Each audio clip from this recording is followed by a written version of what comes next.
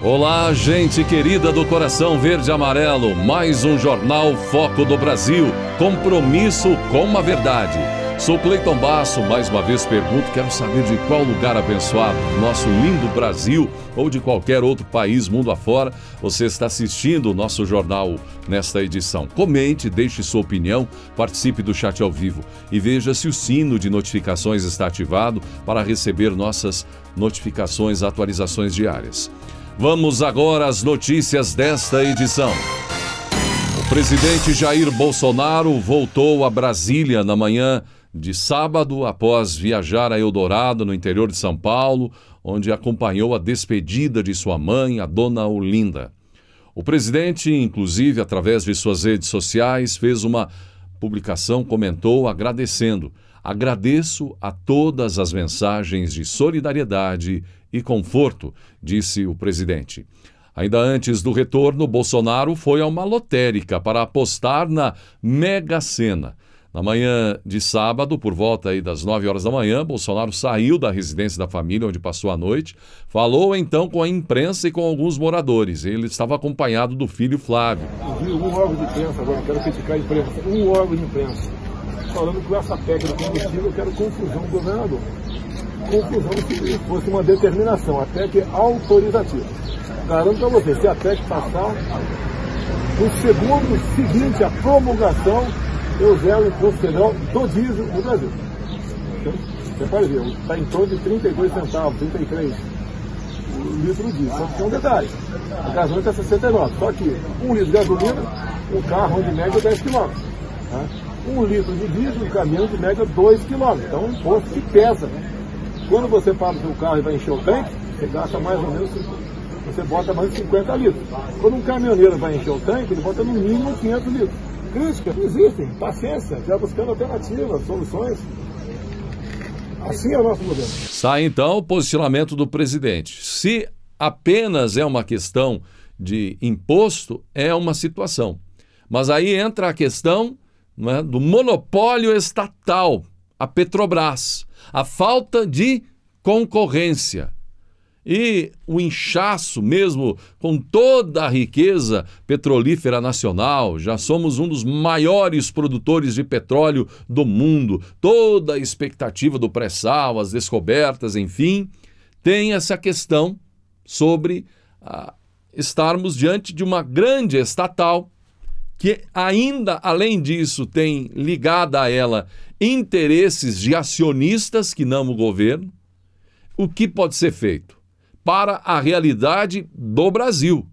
Não adianta a gente fazer comparações, é mais barato nos Estados Unidos, onde é o euro, onde é o dólar, onde a população ganha em dólar, onde a população ganha em euro, moedas muito mais fortes do que aqui, não é? Então, essa é a grande questão. Nós ganhamos em real. E o que, além dessa boa vontade do presidente Bolsonaro, é possível fazer com relação a tudo isso no Congresso Nacional, em relação à Petrobras, sobre o elevado custo do combustível para a realidade do povo brasileiro. De toda forma, é uma iniciativa importante, o governo demonstra, parece ter boa vontade para com o assunto, embora mais uma situação onde parece que o Executivo tem as mãos amarradas. Por isso, uma grande dependência do Congresso Nacional para atitudes que, de fato, levem a um resultado prático na hora da gente lá abastecer o carro na bomba, no posto de combustível. E Silvio Santos perdeu para Raquel Sherazade, pelo menos em parte, gente. Ele terá que pagar R$500 mil a Raquel Sherazade. Embora tenha perdido a causa, o valor é muito menor do que o pedido milionário feito pela jornalista. A Justiça do Trabalho reconheceu o vínculo empregatício entre a jornalista Raquel Sherazade e o SBT, empresa do grupo Silvio Santos, e determinou o pagamento de direitos trabalhistas referentes ao período em que ela esteve na emissora, de abril de 2011 a setembro de 2020, até ser demitida. O SBT deverá pagar à jornalista indenizações trabalhistas de aviso prévio, indenizado, 13º salários, ou salário, férias adicionais por tempo de serviço e FGTS, além de indenização por danos morais, valor estipulado em R$500 mil. Tá? Então, Silvio Santos tem agora essa questão para pagar, resolver ou continuar um debate que já é longo na Justiça. Mas o pedido inicial aí envolvia uma cifra milionária por parte de Raquel Sherazade. Os desajustes começaram a partir do momento em que ela começou a criar determinados atritos, não é? A sua opinião, parece que Silvio Santos gostaria que ela fosse apenas uma jornalista sem a emissão de opinião. Ele mesmo disse isso. Eu quero que você seja jornalista, não é? Faça o seu trabalho conforme eu lhe contratei e não fique dando opinião na minha televisão, disse ele. E por falar em opinião, em televisão, uma polêmica das grandes, gente, envolvendo Boris Casoy nessa semana. Ele teve a estreia na CNN, entrou para substituir Alexandre Garcia e já entrou de sola, não é? Havia uma expectativa sobre o posicionamento de Boris Casoy. No primeiro programa, ele fez uma recomendação ao presidente Jair Bolsonaro. Ele colocou como uma orientação, um conselho. E agora, o experiente jornalista fez uma fortíssima crítica ao ministro da Saúde, Marcelo Queiroga. E criticou também a ministra Damares, fez uma forte crítica.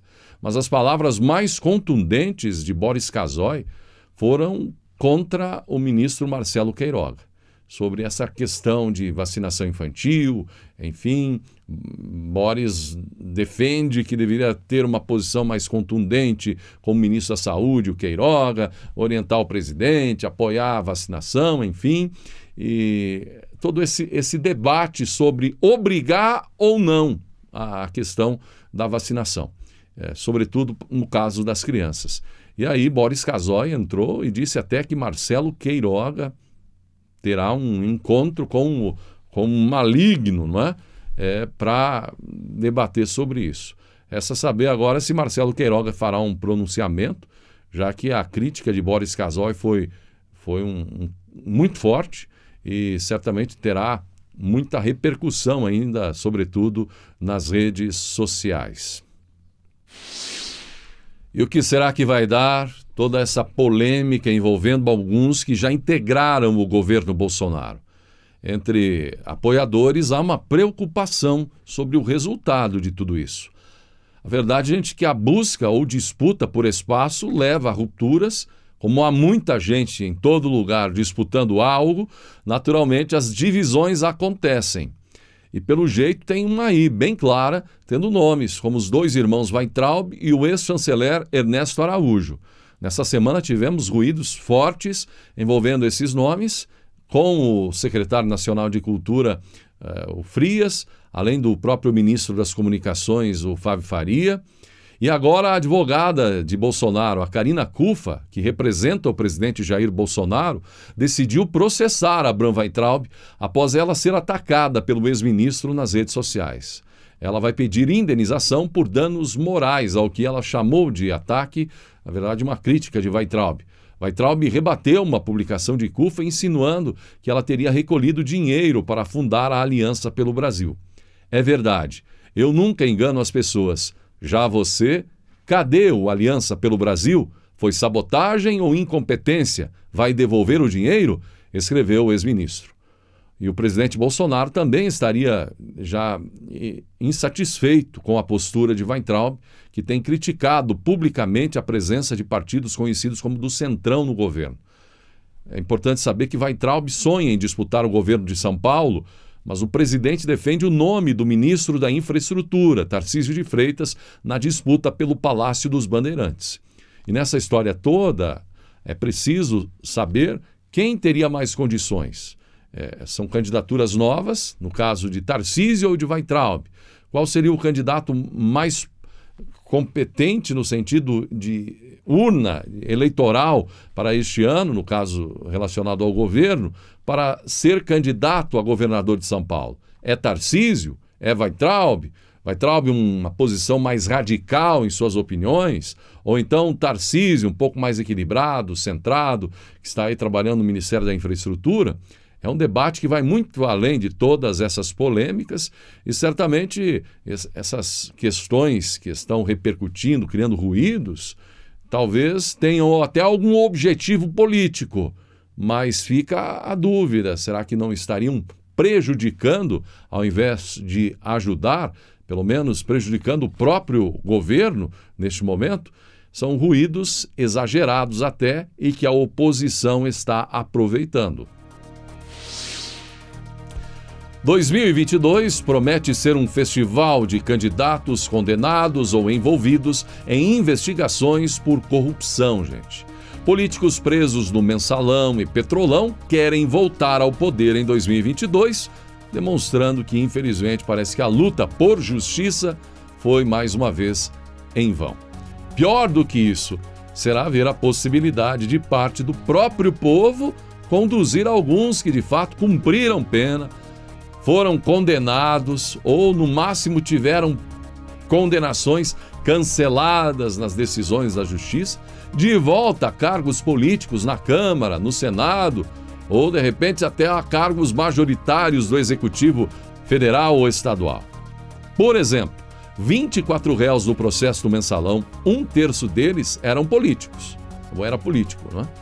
Poucos anos depois, uma nova série de condenações surgiu com a Operação Lava Jato. E embora a maior parte dos condenados tenham visto sua carreira política afundar, outros sobrevivem como podem e pensam de fato em disputar a eleição de 2022, como uma espécie de ressuscitamento, uma ressurreição.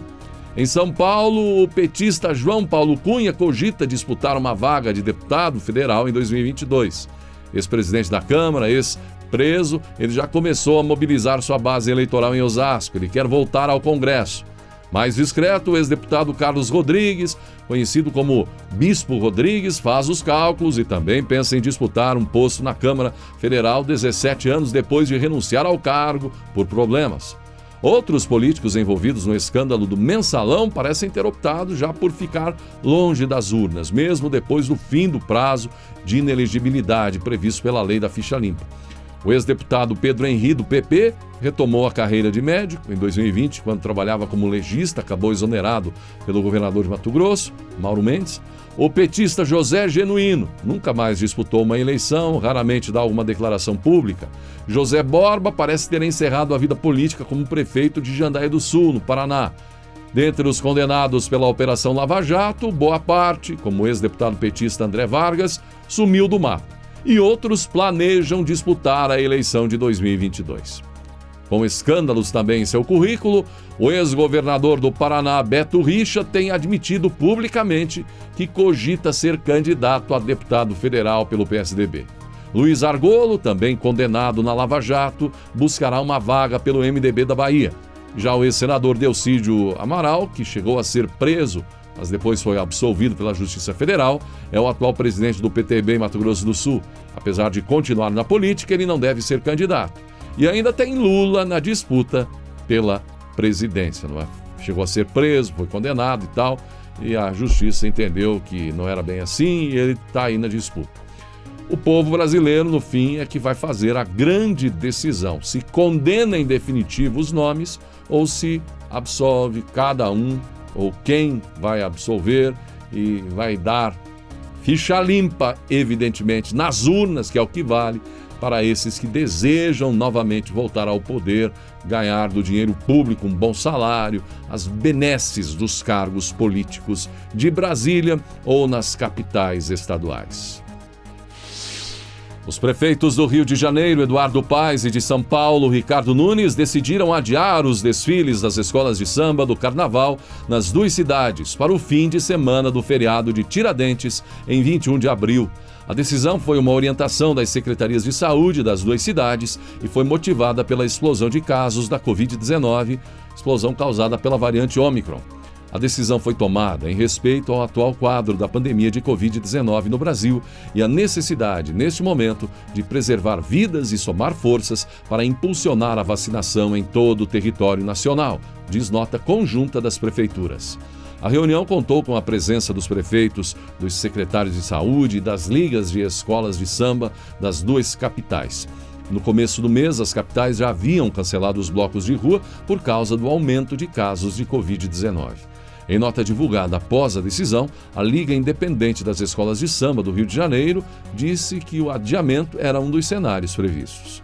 Com a proximidade do evento, foi mais prudente adiar a festa, situação alinhada com as autoridades sanitárias estaduais e municipais. A Liga Independente das Escolas de Samba de São Paulo disse em nota que reafirma o compromisso com as autoridades no combate à pandemia. Decisão acertada, gente. Muitos brasileiros estavam preocupados com a possibilidade da realização do carnaval. Há muita gente envolvida no Rio de Janeiro, em São Paulo, nas festividades carnavalescas, isso é fato. Muitos que trabalham, inclusive, bem antes dos eventos e também durante, cidadãos ligados às escolas de samba, enfim, por exemplo, com toda a estrutura necessária, criação de fantasias, fabricação, a estrutura para os eventos. Mas realizar desfile neste momento seria, de fato, uma loucura. E Datena estaria muito decepcionado, sobretudo porque parece que a maldição do eterno quase candidato, gente, parece que vai se cumprir de novo. Pelo menos é o que ele teme. Para tentar evitar, José Luiz Datena diz que vai permanecer no União Brasil, que nascerá da fusão do PSL com o DEM, para ser candidato ao cargo que o partido definir. Por enquanto, nem a Senado, muito menos a presidente. Por enquanto, sou candidato a majoritária em São Paulo, mas estou à disposição do União para aquilo que o partido definir. A definição sobre a permanência de Datena na legenda veio após almoço com Antônio Rueda, presidente do diretório do União Brasil. Em entrevista ao site Poder 360, o ministro da Casa Civil, Ciro Nogueira, disse que o presidente Jair Bolsonaro tem um foco muito especial no que diz respeito à discussão da redução da maioridade penal para 2022. Além da pauta de segurança pública, o governo federal também analisa, de acordo com ele, projetos para a retomada econômica brasileira. O presidente tem um foco muito especial no que diz respeito à discussão da redução da maioridade penal. É um fator que queremos debater com o Congresso Nacional. Alguma coisa focada nessa questão de segurança pública. Temos uma preocupação muito grande com a segurança da população, disse o ministro. É um tema relevante, onde a população brasileira tem uma atenção muito especial por conta da ineficácia, a ineficiência das leis, da justiça, das condenações para com qualquer tipo de criminoso, bandido, não é? Maior de idade e também adolescentes, que são usados algumas vezes por maiores, ou então já tem na sua índole a prática do crime, não é? E o povo brasileiro não aguenta mais ver tanta prática ilícita, vidas sendo consumidas e a injustiça sendo praticada neste país. Então, é um assunto que vai causar grande repercussão. A exemplo do que foi, por exemplo, em 2018, foi um ano eleitoral, o debate sobre armamento, porte de arma, posse, enfim, questão envolvendo outras pena de morte, por exemplo, não é? E essa, sem dúvida alguma, é uma boa parte da população brasileira que defende a redução da maioridade penal. E você, concorda ou discorda? Quando a grande biblioteca de Alexandria queimou, conta a história, um livro foi salvo. Mas não era um livro valioso. E assim, um homem pobre que sabia ler um pouco comprou-o por alguns cobres. O livro não era muito interessante, mas entre suas páginas havia algo muito interessante mesmo. Era uma fina tira de pergaminho na qual estava escrito O Segredo da Pedra de Toque. A pedra de toque era um pequeno seixo que podia transformar qualquer metal comum em ouro puro. A escrita explicava que estava entre milhares e milhares de outros seixos que se pareciam exatamente com ele. Mas o segredo era este: a pedra real seria quente, enquanto as pedras comuns seriam frias. Assim, O homem vendeu seus poucos pertences, comprou alguns suprimentos simples, acampou à beira-mar e começou a testar e testar seixos. Ele sabia que se pegasse pedrinhas comuns e as jogasse novamente, porque estavam frias, poderia pegar a mesma pedrinha centenas de vezes. Então, quando sentiu uma pedra fria, jogou-a no mar, para que não mais atrapalhasse. Ele passou um dia inteiro fazendo isso, mas nenhum foi o do encontro com a pedra de toque.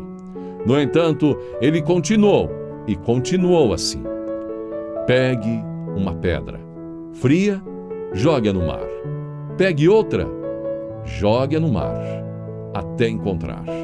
Os dias se estenderam, se transformaram em semanas, semanas em meses.